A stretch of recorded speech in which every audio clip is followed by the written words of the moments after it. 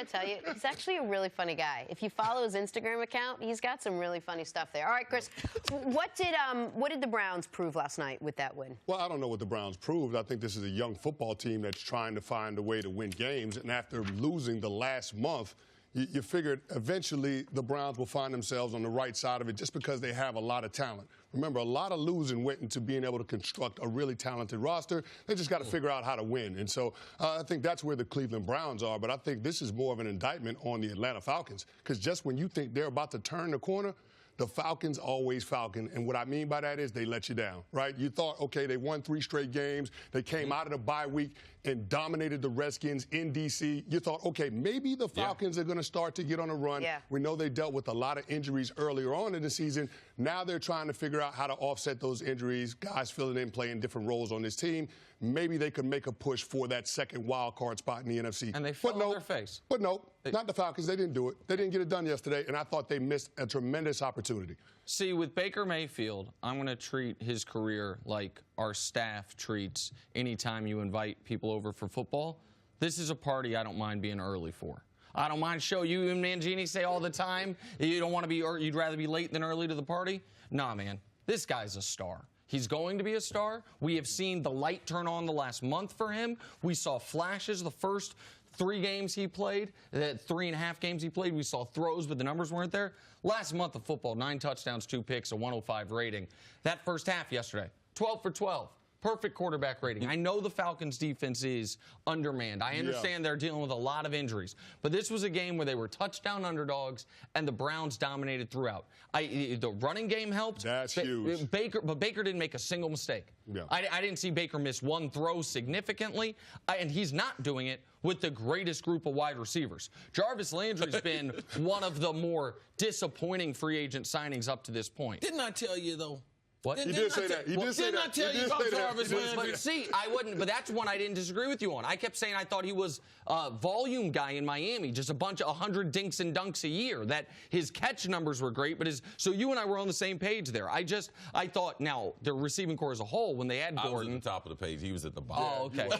He tried to put it on, but he wasn't listening. But regardless, the point is, like, what they're doing without a real #1 receiver, what Baker is growing into, we said 2 weeks ago. What was, Jenna, you asked us, what does Baker have to do the last half of the season? And C and I said simultaneously, survive. Survive, that's it. Maybe we should have said thrive, because that's what he's done. Like, a ton of credit, man. It is a great team win. The defense played great. The running back played great. But the story's about Baker, because the Browns, for the first time in my life, have a real franchise quarterback. But don't you get the feeling that the answer would have been survive if it was the old regime of 2 weeks ago?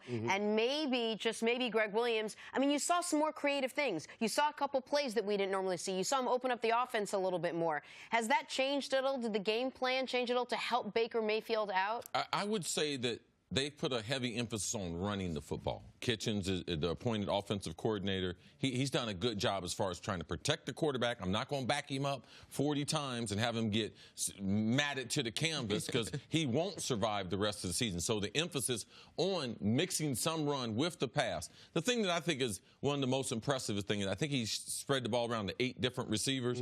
But Canty, their yardage they had, the top receivers, 31, 33, 39, 33, 22, 28, 18, 6, 6. Like, he was spreading the ball around to everyone. And you typically are not going to see those bad numbers with a quarterback playing almost a perfect game. So, as Nick pointed out, he's not throwing the ball to a bunch of household names, to a bunch of Pro Bowlers. So, what Baker has done at this point in the season, still having his confidence, after they fired the offensive coordinator, they fired the head coach. They asked him, how'd you feel this morning?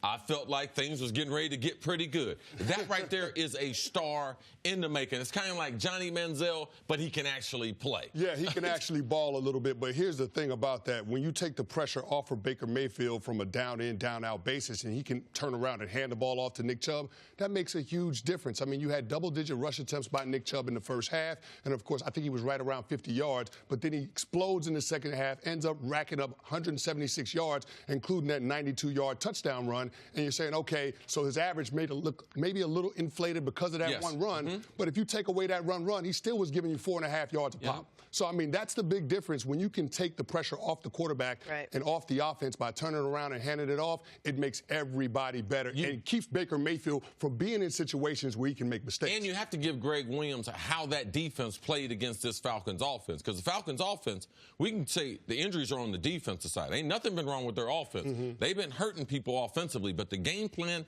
they put together to be able to slow down those Falcons, I thought was very impressive. And I want to give John Dorsey enormous credit.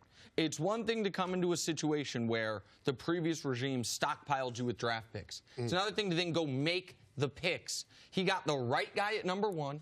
He took, to me, a shocking pick at number 4, Denzel Ward, who continues to be a star. Like, he is playing like a future shutdown corner. They took a center at 33. I don't think he's played enough yet to fairly evaluate him. But at 35, Nick Chubb. So the 3 guys who are playing a lot from this draft, his first draft, A-plus pick, A-plus pick, and now that Nick Chubb's actually being used, he looks like a legitimate starting running back in this league. Like, John Dorsey could have, there's another where here it goes Darnold, and then Bradley Chubb instead of, at number 4, and it's a totally different story in Cleveland. He took what I consider the gutsy picks as well.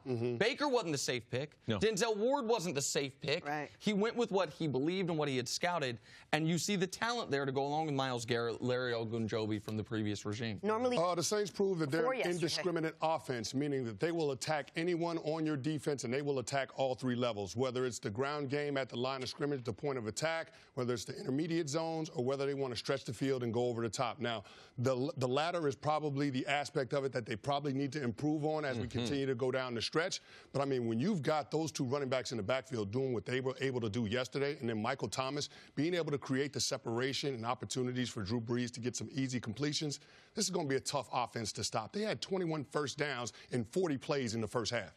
Think about that. Every other play is a first down in the first half, and they racked up 35 yards. So, I mean, this is a tough offense to be able to slow down. And, of course, the Bengals weren't going to be able to match points with Drew Brees with no A.J. Green. And I think we found out what Andy Dalton looks like when he's got to be the guy to make plays for that offense. He just can't do it. He's not that guy. So what happened yesterday in Cincinnati is what I anticipated happening. The Saints going out and building on their performance that they had from a week ago against the Los Angeles Rams, because that's what good teams do. They continue to get better as the season goes on. In preparing for the shows last week, 2 stats stuck out to me that surprised me.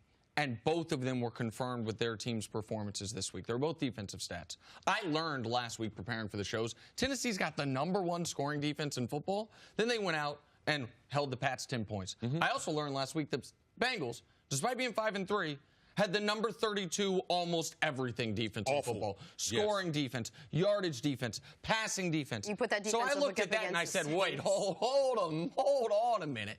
They're playing the Saints. I don't care if the game's not in New Orleans, unless it's going to be a torrential downpour. Saints about to score 35, and I undershot it by 16 points. Listen, you mentioned equal opportunity. I mean, who are you going to stop? Okay, the other guy will hit you in the head.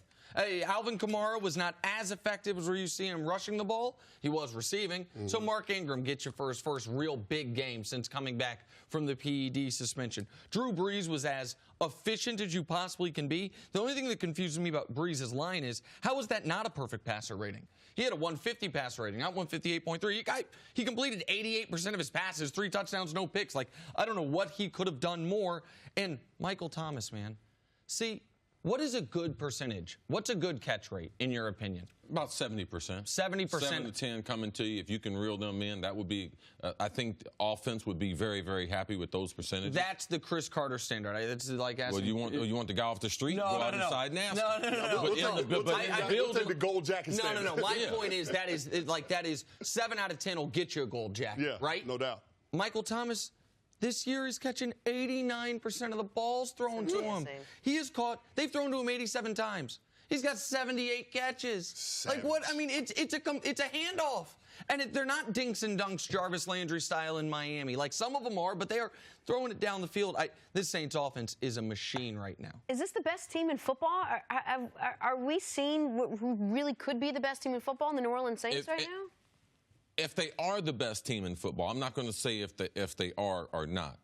The only reason why you be conversating is about because Dennis Allen, what he's done with that defense. We'll talk about, man, why didn't he have a perfect rating? Drew Brees only 3 incompletions, 3 touchdown passes. But if that defense, if they're going to have a special year, it will be because that defense put it together after getting bombed in week number 2, after looking bad in week number 1, looking bad in week number 2, and just okay in week number 3. This winning streak, their defense creating turnovers, slowing teams down, making them go the distance. So you can't be a championship team without having a defense that's in the top half of the league. They have that, and Dennis Allen has captured that with New Orleans. So, yes, potentially, they could be the best team. I just don't. I don't think we gain anything by me saying they're the best team week number 9, week number 10, Canty. Well, I think the most important thing is they're the best team when they're at home in the NFC. And that's really what this conversation is going to come down to. Are they going to be able to sustain these types of performances so they can hold on to home field advantage in the NFC? Because I believe that it's going to come down to whether they have or the Rams have home field. And if the Rams have to go back into New Orleans and play in the NFC Championship game in the Superdome, they're going to have a really tough time. How many yards did the Rams give up yesterday, Nick, rushing? The Rams gave up 274. Couldn't stop a nosebleed. Couldn't stop a nosebleed. But that's the reality of it. If the Saints are playing at home, if that game is in New Orleans, I don't believe the Rams can go out there in the postseason and win that game. So, yeah, I don't know if they're the best team in the NFL on a neutral field, but I know that they can control their own fate if they continue to win games and play all of their postseason games at home up until the Super Bowl. I think this was a tremendous message game, though, Jenna. After the distraction of last week, they have undefeated Rams come there. They handle the Rams. During the week, they work out Dez Bryant, work out a number of other people, but a lot of distractions around the team. They signed Dez Bryant. All that extra attention. He ends up practicing, getting ready to potentially maybe go to Cincinnati and suit up. He tears his Achilles. That team is still focused. They go to Cincinnati, a chance for a letdown. No, you can. This is a veteran ball. That's a veteran mentality. I got to respect what they've done in the last 8 days. And on the Dez Bryant note, maybe it's a small thing, but it stuck out to me. What a closely knit team you've got to have. If a dude's there for 48 hours, has a practice and a half with you, and the entire team collectively says, when we score touchdowns, we're going to pay tribute to that guy. What type of, I guess that's partially about Dez, but to me, that really is collectively that the Saints are all pulling in the same direction. That, you know, even if you're only a Saint for a day and a half, you got hurt, you're our brother, even if it's adopted barely, and we're gonna throw the X up for you. I thought that was cool. And this team right now is terrifying.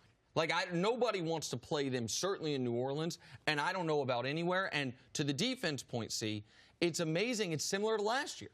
Last year, the first 2 weeks, the defense was a mess. This year, week 1, they give up 48 to Tampa, and then the game you did, right? Was the New Orleans-Atlanta, the overtime game. That they probably lose that game if they don't win the overtime coin flip, because they couldn't stop Atlanta at all. Now they're getting a rhythm, and in a couple weeks they'll get Marcus Davenport back. That top 15 pick they traded up to go get the pass rush. Yeah, I think that's a great point as far as the team adopting the X thing in the end zone, but also watch how they play. Drew Brees, they go Wildcat. Drew Brees goes out the wide receiver. No problem. They do whatever it takes to be able to move the ball, whatever wins the games. I just believe that connective tissue right there, it does pay dividends down the stretch.